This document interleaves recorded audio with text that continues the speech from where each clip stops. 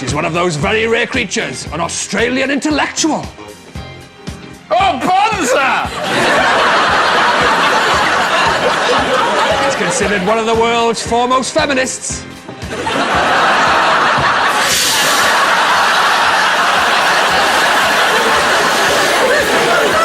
She wrote an international best-selling book called The Female Eunuch.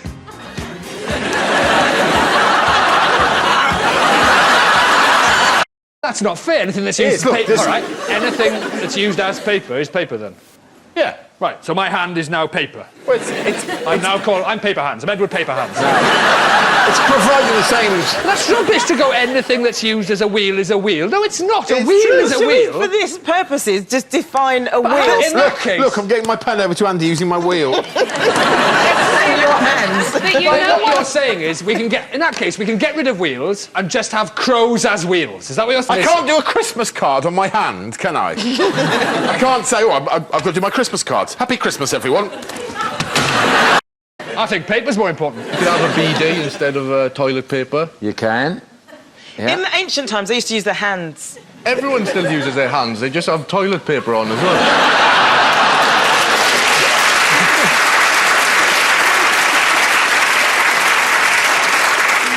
In Japan, they don't, actually. I went to Tokyo and they have an incredibly accurate bidet toilet there. Incredibly accurate. Is it fun? Well, let's just say it was almost life-changing. Really? You press a button, and I can only presume there's a tiny sniper in there who just gets it, boom, right in the hot spot. Can you imagine a world without toilet paper, Jermaine? I disapprove of toilet paper because it's covered half the world in Monterey pine. But you can't wipe your bottom on a wheel, that's certainly true. You can wipe your bottom on anything. You wipe your bottom on a Rubik's Cube if you wanted to. We used to do it in primary school. That's it. How do you know so much about pots? Because he went to school in England. In Wales, your homework projects were go chase that pig with it. Chase that pig until you catch him and smash his head in with a hammer. Have you know, I got a B in pig chasing. Get off. Wow. Get away. It wasn't me, it was them. That's more important than the invention of the plate. Why is the Aeroplane. Came out. Imagine doing a long haul flight and then stewardess coming by. Do you want the beef, sir? Who's going to take over then? If humans become extinct? Birds eat insects. Nothing can beat monkeys, though. Monkeys are going to take over, aren't they? And Birds can beat monkeys. No, birds don't beat monkeys in Paper, Scissors, Stone animal world. Yes, they do. Bird eats insect, and birds would irritate monkeys. Yeah, and then monkey throws bird against wall. Just before bird hits wall, bird realises it can fly and just flies up. Monkey's thrown bird against wall 2 feet away, so bird hasn't got time to unfurl its wings before it hits wall. Bird doesn't need to unfurl wings. Bird is bird. Have you ever seen a bird get up in the morning and think, oh, I'll just unfurl these? The one animal that can understand each other all over the world, different thing, because it's all linked, is in the sea, is whales. Because they've got sonar, I think they'd find it easier to communicate and to coordinate. I've got sonar. No, you've got sonar. I told Lloyd this the other day, and he laughed at me. I proved it. Do it again. All right. Can I just point out, Greg doesn't have sonar. Don't have sonar. Get a bit of paper, test me. Andy, can you put your hand over Greg's eyes to make sure he's not cheating? All right. Come on. Is he in front of me, though? Yes, he is, yeah. Go, off you go. Right.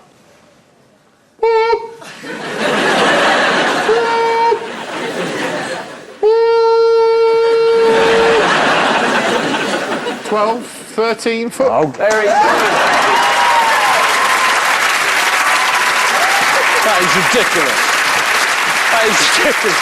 Don't like it, do you? Huh? Don't like my sonar powers? I was perfectly happy with you looking like a whale, I just don't like you having sonar. I've got a little experiment here, as a way of possibly deciding which species might take over from us. If you look under your desk, each of you will have some hands down there from different species of animals. And I want you to try and see if you can feed yourself. Yeah, I'd love to know what animal this is supposed to be. Give me a dolphin. What do you get there, Lloyd? Oops. Lloyd has got hooves. Larry's got claws. I've got... I'm webbed. Well, we've got to eat as much as we can, have You've we? got to eat as much as you can. On your marks, get set, go.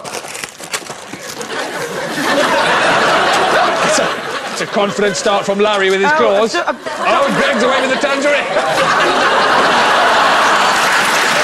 Good effort. Oh!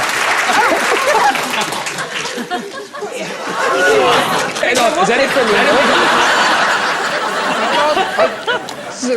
Oh, look at Larry Lamb peeling his tangerine like there's no tomorrow. He's in. He's in. Lloyd, what are you doing, Greg? Maybe you can collaborate with Larry on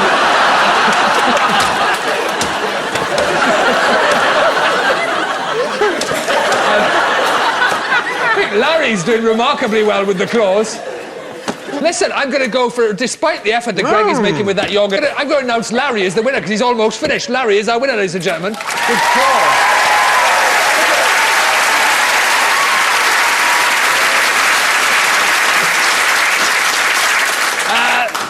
While you put those things away. What if we were nocturnal? What if we were nocturnal? That's it, is it? That's your question. I think that's a sexy question. I like that question. Honestly. They're wonderful. If I see an owl, I'm on it like a puma. All the nocturnal creatures would take over during the day then. We'd have foxes driving cars and badgers working at Debenhams. Tonight, Professor Langford and I will be trying to work out at what age we are happiest. Will it be when we are in our old age, as represented by Larry Lamb, or will it be when we are a baby, as represented by Baby Greg? To help us feed you, Greg, tonight, would you please welcome Andy Osho with her inexhaustible milk supply. Are you happy there, Larry? Happy as Larry. Happy as Larry, good work. Let's feed Baby Greg, so we have some pork and apple baby food.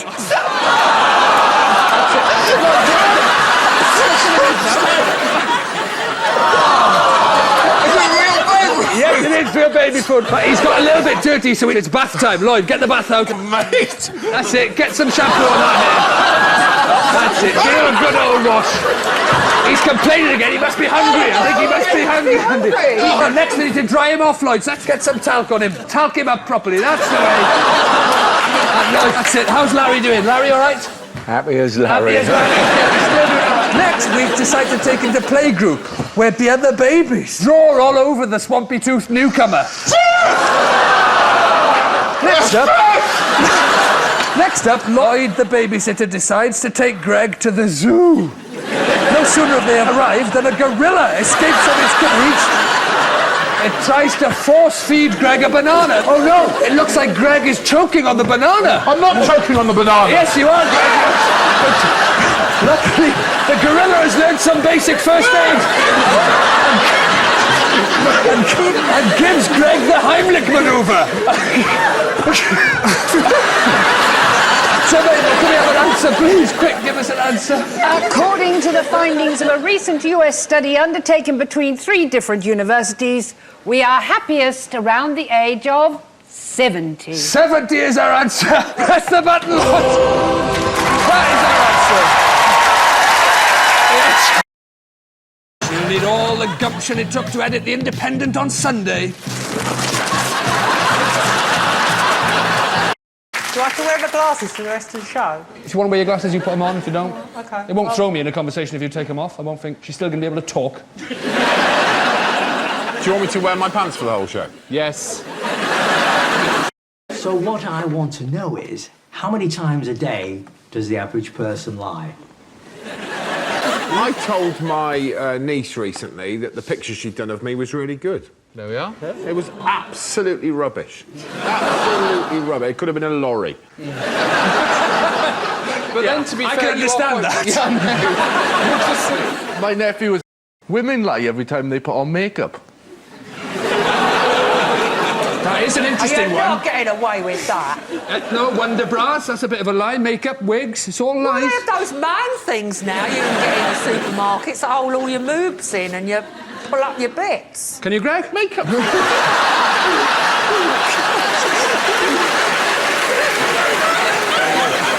got another fact. Do you worry about CCTV and, like, you know, hate Google it all. Earth and all? You know, I don't worry about it. I think, you know, if you haven't got anything to hide, then you haven't got anything to worry about. Lloyd, it's interesting you say that because we've got a picture of you here somewhere where I'm not sure that you were supposed to be. That was taken a photo of you coming out of clearly a ladies' toilet. Anyone could do that. It's like just it's a simple, honest mistake. Simple on it. Anyone else done that? But you're saying, Lloyd, that that's was just an error, was it? An honest mistake. Oh, really? Let's have a look. Oh. And again. I don't know what you're laughing at, Greg. Look at this. What? That is a Chinese all-you-can-eat buffet there. Yeah, I'm entitled to have a little lunch, aren't I? Yeah, you certainly are. 12:21, back in. 12:29, he comes out. What's that? 12:35, 12:44.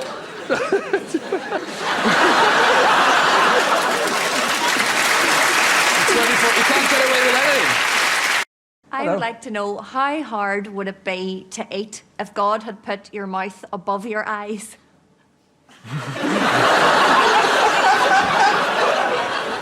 Do you really want to know that, Tracy? I'll tell you what would be really hard is it'd be really hard to do the train thing on kids, wouldn't it? Here comes the train, it's open wide, and you'd have to go, it's turned into a helicopter. I'm going to award that round to Greg, because I thought he did very well.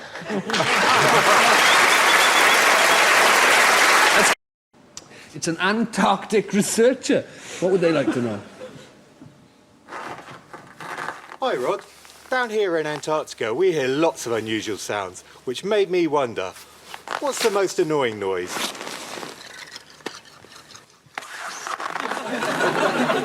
I'd be well annoyed if I just lost my balloon.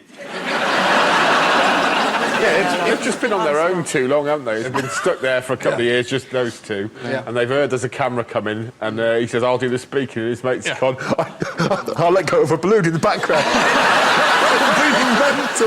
It'd be mental. What do you find annoying, Greg? Obvious thing, a baby's laugh. A baby's laugh? Baby's laugh.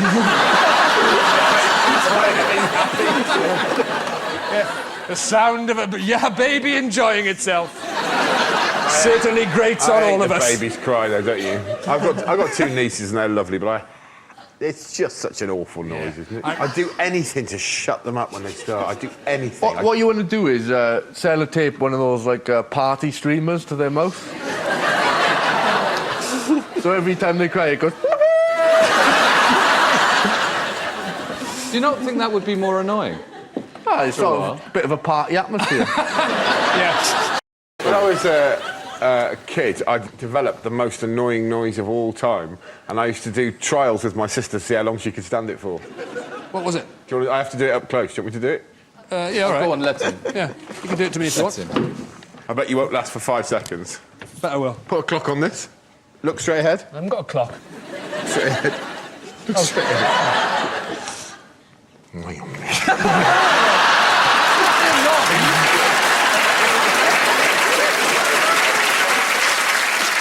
While on the subject, when you're on Virgin trains, what is this noise?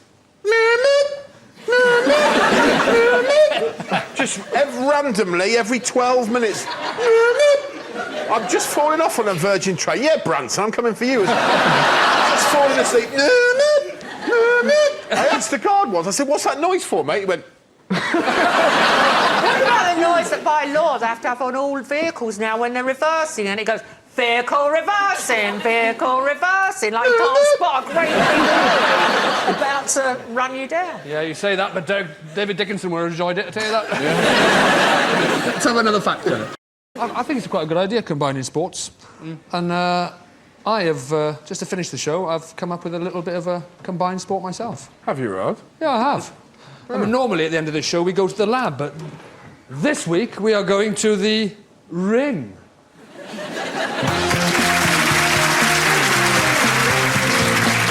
Ladies and gentlemen, welcome to the main event. It's fight night. It's the one they're calling the Feudio in the studio. The brawl to end them all, the clash of the tit ends. In the red corner, after breaking 4 sets of industrial fishing skills, his weight finally estimated at 900 pounds. Taking time out from fighting a losing battle against cholesterol. A mad, bad Goliath with no bottom. It's the Dark Destroyer of Buffett, Greg Davies! And in the blue corner, weighing in at 165 pounds, fighting out of South Wales, the frozen-faced assassin. He's the 3rd prettiest woman in Port Albert, Lloyd Ladyboy Langford! Ladies and gentlemen, we are here. If you want to take the mic away and I'll explain the rules of the innovative sport you're about to see. Think Gladiators meets The Only Way is Essex. It's a combination of wrestling and male grooming. Competitors must use one hand behind your back, and you have to remove as many hot wax strips as you can from your opponent's body. Lloyd Ladyboy Langford, are you ready? Yes. Greg, the Destroyer of Buffets, are you ready? I'm so ready. Please ring the bell and we're off. Round 1.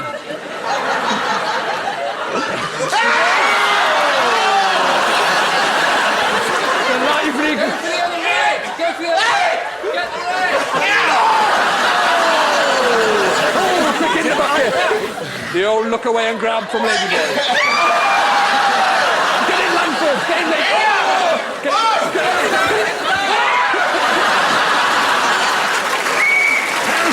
Well, it's a penalty against Lloyd there for trying to pull Greg's leotard off. Lloyd, please raise your arm. Oh. You get to do it in a minute. Hold your arm up, Lloyd. Okay. Go! Quickly. Never cross me, Langford.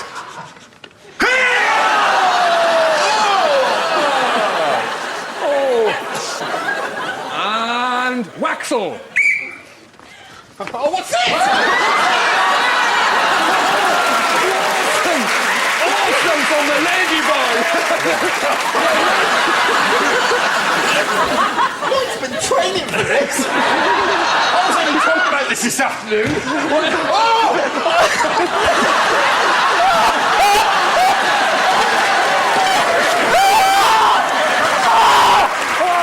Get them in the bucket!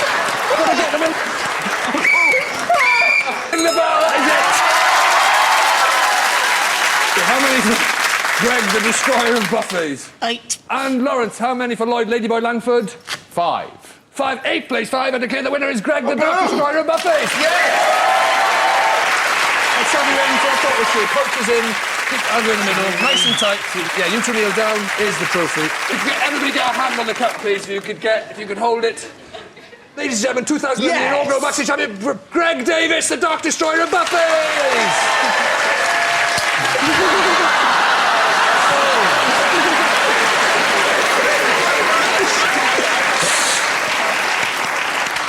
What a short-lived victory that turned out to be.